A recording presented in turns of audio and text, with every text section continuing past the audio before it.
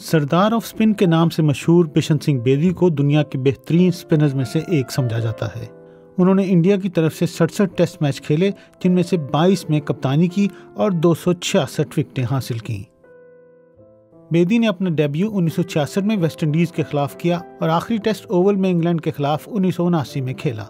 सन 1946 में इंडिया की रियासत पंजाब के शहर अमृतसर में पैदा होने वाले बेदी ने 20 साल की उम्र में टेस्ट में इंडिया की नुमाइंदगी की। उनकी बेहतरीन बॉलिंग 1969 में सामने आई, जब उन्होंने ऑस्ट्रेलिया के खिलाफ कोलकाता में 98 रन के एवज 7 विकेटें हासिल की। अपने ट्रेडमार्क गुलाबी या चमकदार नीले रंग की पगड़ी में बॉलिंग करने वाले बेदी की बॉलिंग अक्सर बैट्समैनों को धोखा दे जाती थी। वो बड़े सुस्त रनअप के साथ आते और नहायत इत्मीनान के साथ गेंद को हवा में उछाल देते।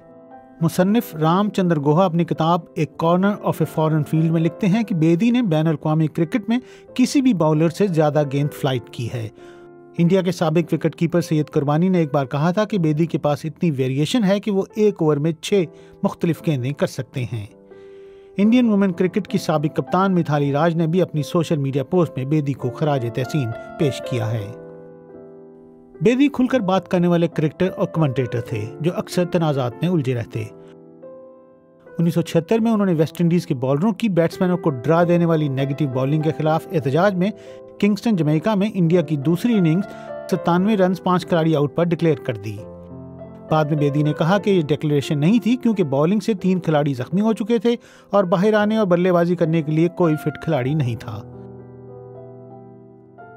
1978 में उन्होंने साहिवाल में पाकिस्तान के खिलाफ एक रोजा मैच में सरफराज नवाज के लगातार बाउंसर्स को वाइड ना दिए जाने के खिलाफ एहतजाज में मोतसबाना अंपायरिंग का इल्जाम लगाकर अपनी टीम को पवेलियन में वापस बुला लिया था। वो इंडियन प्रीमियर लीग में खिलाड़ियों की नीलामी के भी खिलाफ थे। बेदी को एक तरह का क्रिकेट का बागी कहा जा सकता है। जो उनके दिल में आता वो कह देते और वही करते। शायद इसीलिए उनका शुमार दुनिया के अजीम क्रिकेटर्स में होता है।